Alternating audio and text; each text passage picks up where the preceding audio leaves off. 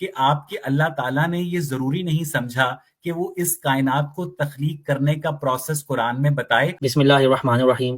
محترم ناظرین و سامعین، السلام علیکم ورحمۃ اللہ وبرکاتہ۔ پہلے کائنات کی تخلیق کا ذکر ہے اور پھر اللہ تبارک و تعالیٰ نے زمین کے تخلیقی نظام کو الگ سے 6 مراحل کے اندر ذکر کیا ہے۔ قرآن مجید میں لفظ یوم صرف 24 گھنٹے کی مدت کے لیے مخصوص نہیں ہے۔ عربی زبان میں یہ لفظ کسی بھی دور، مرحلے یا طویل مدت کے لیے بھی استعمال ہوتا ہے، اور قرآن پاک میں کئی مقامات پر ایک دن کی مدت کو 1000 سال اور 50,000 سال کے برابر بھی کہا گیا ہے، جیسے سورۃ الحج کی آیت نمبر 47 اور سورۃ المعارج کی آیت نمبر 4 کے اندر اس کا تذکرہ کیا گیا ہے۔ اس لیے اللہ تعالیٰ نے قرآن پاک میں کائنات کی اس تخلیق کو مراحل کے اندر بیان کیا ہے۔ قرآن پاک میں ان مراحل کی جو تفصیل ملتی ہے وہ دراصل کائنات کے ظہور پذیر ہونے اور زمین کے قابل رہائش بننے کے تدریجی عمل کی طرف اشارہ کرتی ہے۔ سورۃ الحامیم سجدہ کے اندر آیت نمبر 9 سے 12 کے اندر ان مراحل کا ایک خاکہ پیش کیا گیا ہے۔ سورۃ الحامیم سجدہ کی آیت نمبر 9 میں فرمایا، آپ کہہ دیجئے کہ تم اس اللہ تعالیٰ کا انکار کرتے ہو اور تم اس کے شریک مقرر کرتے ہو جس نے 2 دن میں زمین کو پیدا کیا۔ یہ کائنات کے ابتدائی مراحل ہیں جب زمین اپنے بنیادی مادے سے تشکیل پا رہی تھی۔ یہ وہ دور تھا جب زمین گیس اور دھوئیں کے بادلوں یعنی نیبولا کی صورت میں تھی، پھر ٹھنڈی ہو کر اپنی ٹھوس شکل میں آئی، اور آج کی ماڈرن سائنس نے اس کا نقشہ اسی طرح کھینچا ہے اور کائنات کے 6 مراحل کو الگ سے سورۃ الحامیم سجدہ کے اندر بیان کیا ہے۔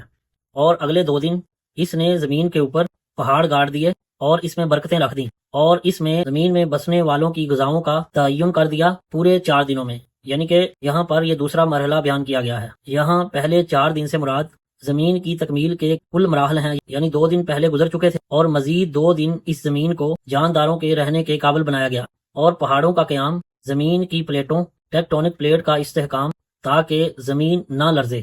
اس میں برکتیں اور رزق کا جو ذکر ہے، یعنی ماحول کا بننا، پانی کا ظہور، معدنیات کا ذخیرہ اور نباتات کے لیے ضروری عناصر کی فراہمی۔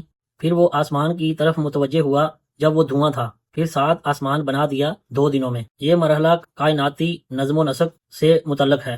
دھوئیں، سموک یا گیس کا ذکر جدید سائنس کے کاسمک ڈسٹ یا نیبولا گیس کے نظریے سے حیرت انگیز مطابقت رکھتا ہے۔ ان 2 دنوں میں کائنات کا نظام، ستارے، کہکشائیں اور آسمانی طبقات اپنے مقررہ مدار میں قائم ہوئے۔ ان مراحل کی سائنس سے کتنی زیادہ مطابقت ہے اس کو دیکھتے ہیں۔ اگر ہم ان مراحل کو ارتقاء کائنات کے موجودہ سائنسی نظریات کے ساتھ دیکھیں تو ایک دلچسپ مطابقت سامنے آتی ہے۔ ابتدائی کائنات یعنی کاسمک سٹیج، بگ بینگ کے بعد کائنات کا پھیلنا اور گیسوں کا بادل بننا۔ دوسرا مرحلہ سیاروں کی تخلیق، زمین کا اپنے مدار میں آنا اور ٹھوس شکل اختیار کرنا، 2 دن یعنی 2 مراحل۔ جیولوجیکل ایوولوشن، زمین کے کرسٹ کا بننا، پہاڑوں کا ابھرنا، ماحول میں گیس اور پانی کا ظہور پذیر، اگلے 2 دن یا 2 مراحل۔ سماوی نظام یعنی کہکشاؤں اور نظام شمسی کا ایک منظم طریقے سے کام کرنا، آخری 2 دن۔ یہ یاد رکھنا انتہائی ضروری ہے کہ قرآن پاک کوئی سائنسی نصاب کی کتاب نہیں، بلکہ یہ ایک ہدایت کی کتاب ہے۔ اس میں ان مراحل کا ذکر استعاراتی اور عمومی انداز میں کیا گیا ہے تاکہ انسانی عقل ان حقائق پر غور کر سکے اور کائنات کے خالق کی عظمت کو پہچان سکے کہ یہ 6 دن یعنی 6 مراحل دراصل کائنات کے تحقیقی تسلسل کو ظاہر کرتے ہیں، نہ کہ اسے محض ایک لمحاتی معجزے کے طور پر پیش کرتے ہیں۔ سورۃ الحامیم سجدہ کی آیت نمبر 11 میں کائنات کے ابتدائی مادے کو دخان یعنی دھواں کہا گیا ہے۔ یہ قرآن کا ایک ایسا علمی اعجاز ہے جو جدید علم فلکیات یعنی کوسمولوجی سے حیرت انگیز طور پر مطابقت رکھتا ہے۔ دخان، دھواں اور جدید سائنسی نظریہ۔ آج کا سائنسدان کائنات کی ابتدا پر بات کرتا ہے تو وہ اسے نیبیولر ہائپوتھیسس کہتا ہے، اور قرآن پاک میں اللہ تبارک و تعالیٰ نے فرمایا کہ آسمان یعنی کائنات ابتدائی تخلیق میں دھواں تھا۔ سائنسی حقیقت، سائنس کے مطابق کائنات کے ابتدائی مراحل میں مادہ ٹھوس شکل میں نہیں تھا، بلکہ ایک انتہائی گرم گنجان اور گیس کے بادلوں کی صورت میں تھا۔ یہ ٹھیک اسی طرح جیسے کسی چیز کے جلنے سے اٹھنے والا دھواں ہوتا ہے، یعنی باریک ذرات کا ایک بادل۔ تخلیقی عمل میں اس دھوئیں یا گیسی مادے سے ہی بعد میں ستارے، کہکشائیں اور سیارے باشمول زمین وجود میں آئے۔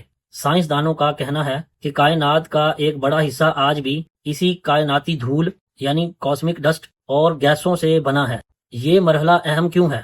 اس مرحلے کو 6 دنوں کے آخر میں اس لیے لایا گیا ہے کیونکہ جب زمین اپنے وجود میں آ کر ٹھوس ہو گئی تھی تو پھر کائنات کے باقی حصوں، آسمانوں کو بھی ایک مکمل نظام کے تحت ترتیب دیا گیا۔ یہ مرحلہ سائنس سے اتنا زیادہ مطابقت رکھتا ہے جس سے پتہ چلتا ہے کہ کائنات کوئی بکھرا ہوا ملبہ نہیں تھی، بلکہ اس منصوبے کے تحت دھوئیں یا گیس سے شروع ہو کر ستاروں اور سیاروں کے ایک منظم نظام میں ڈھلی۔ جب ہم قرآن پاک کی اس آیت مبارکہ کو پڑھتے ہیں تو ہمیں اس بات کو سمجھنا چاہیے کہ یہ آیات مبارکہ کسی قدیم فلسفے کا عکس نہیں ہے، کیونکہ 1400 سال پہلے کوئی انسانی ذریعہ نہیں تھا جو یہ جان سکے کہ کائنات کی ابتدا گیس یا دھوئیں نما مادے سے ہوئی تھی۔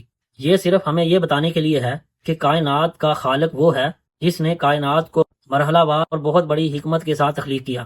انتہائی حیران کن بات یہ ہے کہ سورۃ الانبیاء کی آیت نمبر 30 کے اندر بگ بینگ کے ساتھ ساتھ تمام چیزوں کی پیدائش کا پانی سے تذکرہ کیا ہے، اور آج کی جدید کاسمولوجی اس بات کو تسلیم کرتی ہے کہ کس طرح پانی سے ایک پیچیدہ سیل سے زندگی اپنے ارتقائی مراحل میں داخل ہوئی۔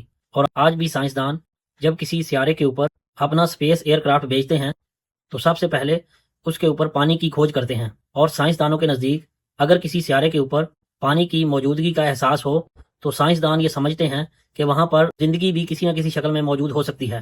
یعنی سب سے پہلے کائنات، تمام گلیکسیز جو کہ ایک ساتھ تھیں، ان کے بارے میں کچھ اللہ تبارک و تعالیٰ نے اس طرح فرمایا، اولم یر الذین کفروا ان السماوات والارض کانتا رتقا ففتقناہما وجعلنا من الماء کل شیء حی۔ کیا کافروں نے یہ نہیں دیکھا کہ آسمان اور زمین باہم ملے ہوئے تھے، پھر ہم نے انہیں جدا کیا اور ہر زندہ چیز کو ہم نے پانی سے پیدا کیا؟ کیا یہ لوگ پھر بھی ایمان نہیں لاتے؟ اور پھر آگے یہ بھی بتایا کہ کس طرح زندگی زمین پر ممکن ہوئی ہے، اور پھر اگلی ہی آیت میں اوزون کی طے کا ذکر ہے۔